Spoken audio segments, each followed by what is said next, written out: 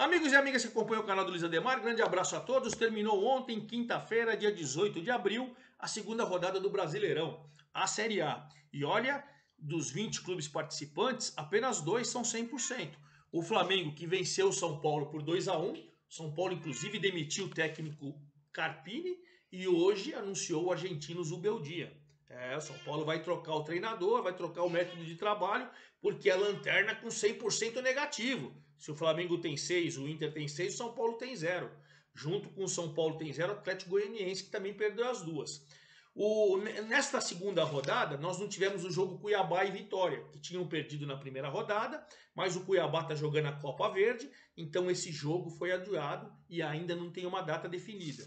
Então, por enquanto, não somaram pontos ainda São Paulo e Atlético Goianiense, que jogaram 2 vezes já, e Vitória e Cuiabá, que só jogaram uma vez. Então, esses 4 hoje estariam na zona de rebaixamento. Na zona de Libertadores, os 2 primeiros colocados por ordem pelo saldo de gols, o Flamengo é primeiro com 6 pontos, 4 marcados, 2 sofridos, saldo 2. O Inter é segundo com 6 pontos, 3 marcados, 1 sofrido, saldo 2 também. Mas nos gols pró, o Flamengo marcou 4, o Inter 2 ou 3. Então por isso o Flamengo é primeiro, o Inter é segundo. Aí você tem fechando o G6, o Juventude com 4 pontos, o Bragantino com 4 pontos, o Cruzeiro com 4 pontos e o Fortaleza com 4 pontos. Esse é o G6. Do 7º ao 12º, todos com 3 pontos na zona de Sul-Americana, Atlético Paranaense, Grêmio, Bahia, Botafogo, Vasco e Palmeiras. E aí você tem naquela zona intermediária, Criciúma com 2, o Atlético Mineiro com 2, o Fluminense com 1 e o Corinthians com 1. Enfim, vamos falar de tudo isso, de todas as situações, até porque tem muitos times contratando, hein? Enquanto São Paulo contratou treinador, tem muito time contratando jogador, reforço, que a janela está fechando hoje, que eu estou gravando sexta-feira, dia 19 de abril, fecha a janela e aí ninguém contrata mais ninguém. Então vamos falar de tudo isso. Antes de mais nada, convido vocês a fazer inscrição aqui no canal do Luiz Ademar, ativar o sininho para cada novo vídeo você ser avisado. Olha, nesse final de semana, na verdade hoje, sexta-feira, já começa a Série B. Final de semana começa a Série C. E aí a gente vai desmembrando cada uma das séries, vai também falando rodada por rodada da situação da tabela, ok? Faça sua inscrição, ative seu sininho e principalmente dê o seu like, dê sua opinião. Me ajude a fazer o canal do Luiz Ademar, como você ajuda sempre lá no meu Instagram, no meu Twitter, Luiz Ademar JR. Gente, vamos começar com o líder do campeonato, então, o Flamengo, que ganhou de São Paulo por 2-1, resultado mentiroso, viu? O Flamengo foi melhor que o São Paulo o tempo todo, poderia ter feito mais gols, chegou a fazer 2-0, num jogo que teve 48.103 pessoas no Maracanã, uma situação muito tranquila para o Flamengo, fez com o Luiz Araújo, que aliás só entrou no jogo porque o Cebolinha machucou logo no início. Aí o Luiz Araújo, a lei do ex, começou na base do Mirassol, veio para o São Paulo, fez toda a base no São Paulo e tal, o São Paulo vendeu para fora. Luiz Araújo fez um golaço no primeiro tempo, o Flamengo pressionou, no segundo tempo continuou pressionando, o De La Cruz fez 2-0, seu segundo gol, é um dos artilheiros do campeonato, com 2 gols, até que o São Paulo com Ferreirinha vai descontar lá aos 33 do segundo tempo e perdeu de pouco São Paulo. Flamengo, tranquilo, 100% líder, São Paulo 100% negativo, mandou embora o técnico Thiago Carpini, anunciou o argentino Luiz Zubeldia nesta sexta-feira, lembrando que o Zubeldia era o favorito para ser contratado lá em janeiro, só que o Muricy foi entrevistá-lo e ele ficou meio assim, me entrevistar, pô, acabei de ganhar um título, ele era da LDU, quando ele ganhou o título da Sul-Americana em cima do São Paulo, né? Pô, e aí ele ficou meio rebelde, o Muricy achou ele meio mascarado, mas agora o Muricy vai ter que engolir, porque é o Zubeldia mesmo, ficou a opção do São Paulo, que vai agora com o Milton Cruz, não sei se o Zubeldia vai ter tempo de chegar e ir para Goiânia, mas nesse final de semana, quem estará no banco de reservas é o auxiliar permanente, o Milton Cruz, no jogo com o Atlético Goianiense. Então, Flamengo, 100%, 6 pontos. O Internacional também 100%, 6 pontos, e ganhou do Palmeiras, hein? Ganhou do Palmeiras. Palmeiras não jogou no Allianz Parque, estava tendo show, jogou na Arena Barueri, e o Inter foi melhor o tempo todo. Tanto que o jogo estava 0-0, o Inter ainda chegou a perder um pênalti. O Internacional perdeu um pênalti, o Borré chutou a bola na lua, mas depois o Borré fez uma jogada bonita e a lei do ex, o Wesley acabou fazendo 1-0 no finalzinho do primeiro tempo. Segundo tempo, o Palmeiras não se acertou, o Palmeiras errou muito defensivamente e merecia até perder por mais.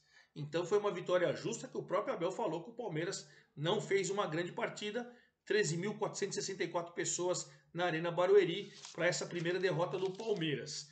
Enquanto o Inter tem 6 pontos, está na ponta da tabela, o Palmeiras saiu do G6, claro, está ali com 3 pontos, pela ordem ele é 12º, mas com 1 ponto do G6 e tal, é muito começo de campeonato para a gente ficar fazendo aquele estardalhaço, né? E o Bruno Lopes, o Palmeiras liberou, ele vai para o Fortaleza, o Breno Lopes, né? O Breno Lopes vai para o Fortaleza, o Palmeiras que vai acertando o seu elenco também. Bom, a gente está falando dos dois times com 100%, vamos falar agora dos times que tem 4 pontos, e uma das surpresas que na ordem é o Juventude. O Juventude, que chegou, estreou contra o Criciúma empatando por 1-1 fora de casa, recebeu o Corinthians e também não teve a menor dó, hein? Corinthians perdeu o gol com o Yuri Alberto, o Corinthians ofensivamente está muito mal e defensivamente o Cássio também pisou na bola porque ele acabou falhando nos 2 gols na derrota por 2-0 para o Juventude. Dentro de casa, 7.478 lá em Caxias do Sul. No final do jogo ainda perdeu o Jadson, expulso do Juventude, mas já estava ganhando por 2-0. No primeiro, um belo chute, os 2 gols foram no segundo tempo. O Jean Carlos, que fez seu segundo gol também na competição, é um dos artilheiros da competição, um chute de fora da área, por o nível do Cássio era defensável, mas a bola veio pererecando ali, campo molhado e tal, 1-0. E depois o Cássio foi sair jogando, né? Ele foi fazer um passe para o Félix Torre, o Juventude recuperou a bola, o Jean Carlos foi e tocou para o Lucas Barbosa, que fez 2-0, vitória contundente do Corinthians, que teve uma situação muito triste. O Maicon teve uma lesão, fez exames e ficou constatado que ele vai ter que operar o joelho. Então o Maicon, o volante do Corinthians, está fora da temporada, não joga mais em 2024, só em 2025. Enfim, uma notícia triste para a torcida do Corinthians, que perdeu, né, um dos seus principais jogadores do meio campo. Quem comandou o time em Caxias do Sul foi o Bruno Lazzaroni, porque o Antônio foi expulso no primeiro jogo, estava suspenso.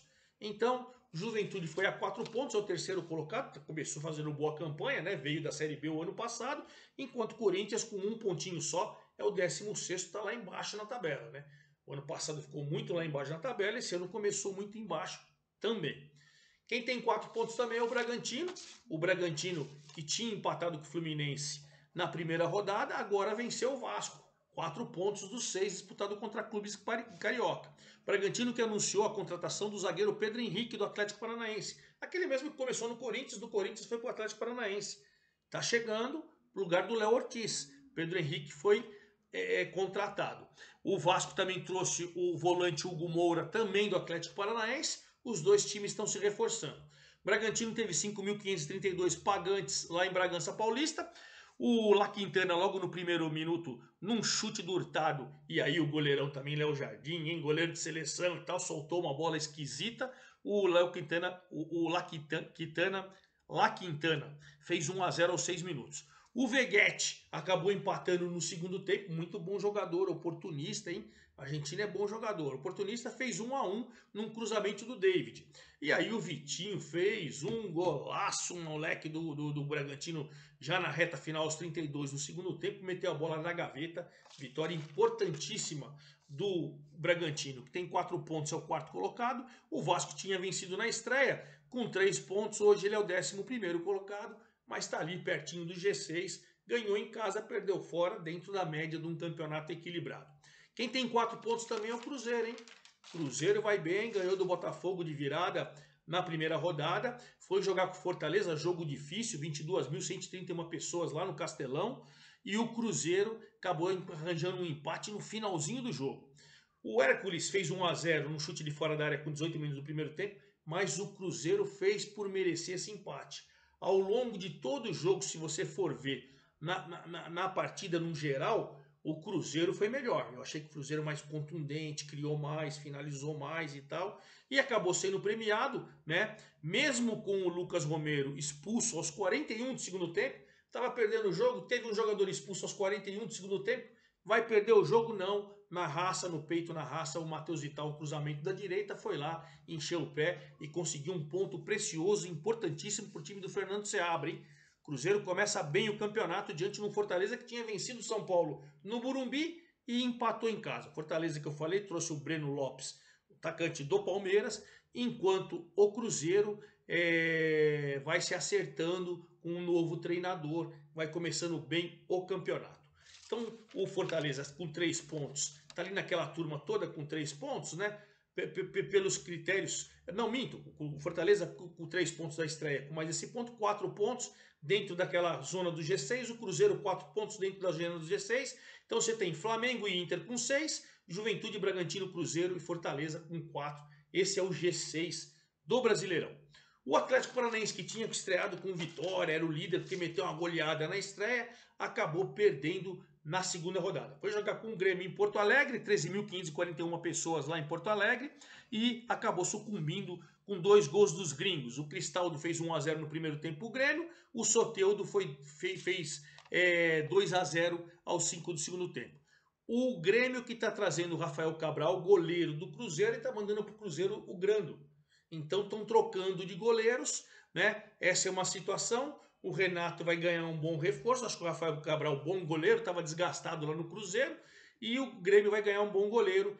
Vence a primeira, também dá aquela aliviada, enquanto o Atlético Paranaense do Cuca fica com seus 3 pontos. Então agora o Atlético Paranaense é o 7º com 3 pontos, o Grêmio é o 8º com 3 pontos também, os mesmos 3 pontos do Bahia. O Bahia, que na estreia tinha perdido, abriu essa rodada lá na terça-feira contra o Fluminense e ganhou de virada num jogo maluco.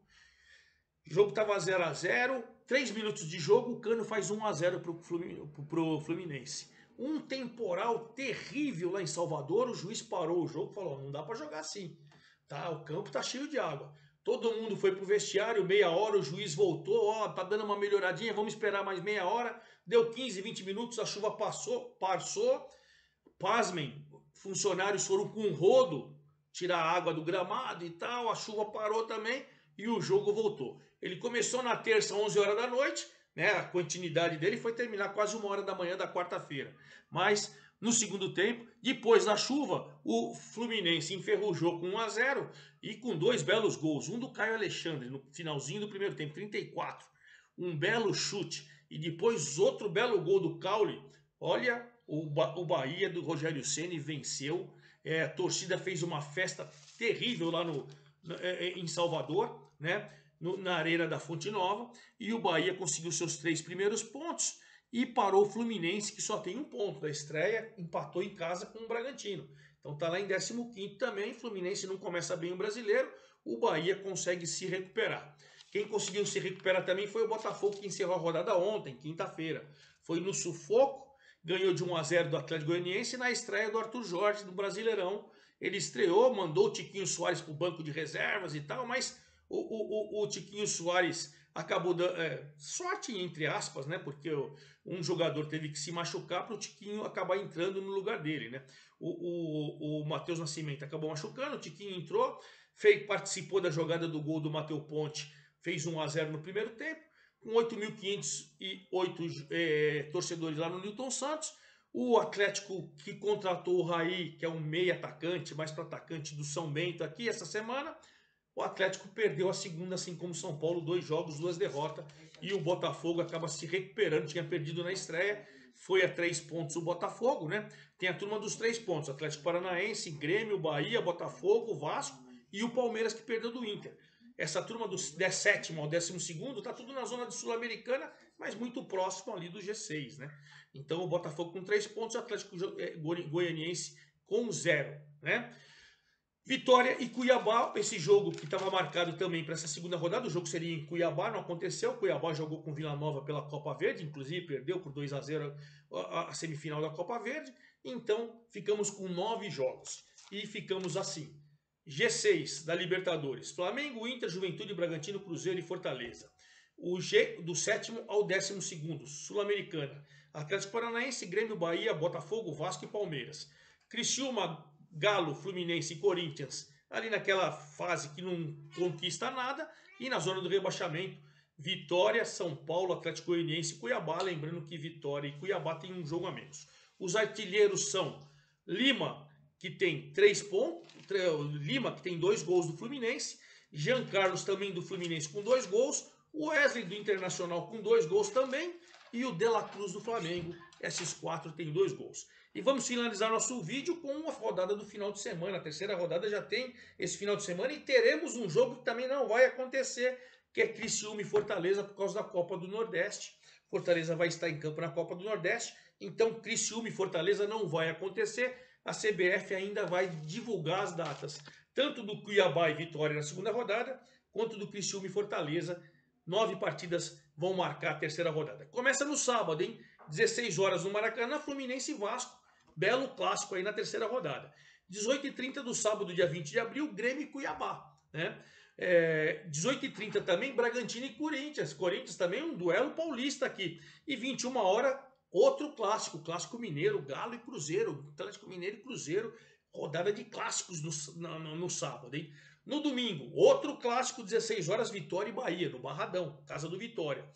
Um clássico interestadual, né? Palmeiras e Flamengo, 16 horas no Allianz Parque, que vai ter uma parte interditada porque não vai ter dado os tempos dos shows, mas pelo menos não joga em Barueri, joga em casa o Palmeiras. Atlético Paranaense e Inter, 16 horas de domingo. 18h30, o jogo do desespero. Em Goiânia, Atlético Goianiense e São Paulo. Os dois times perderam as duas, estão no desespero. Quem perder fica na lanterna geral, hein? Zubel Dias já vai estar aqui no Brasil para ver o jogo. Milton Cruz vai comandar o São Paulo. O Atlético Goianiense vai ter o Jair Ventura, que não ficou na segunda rodada no banco de reservas, porque ele tinha sido expulso contra o Flamengo. E às 18h30 também do domingo, Botafogo e Juventude. Esses 9 jogos, porque Criciúma e Fortaleza não vai acontecer. E claro, segunda-feira vem aqui e desmembro todo essa terceira rodada do Brasileirão. É isso aí, forte abraço a todos, até a próxima.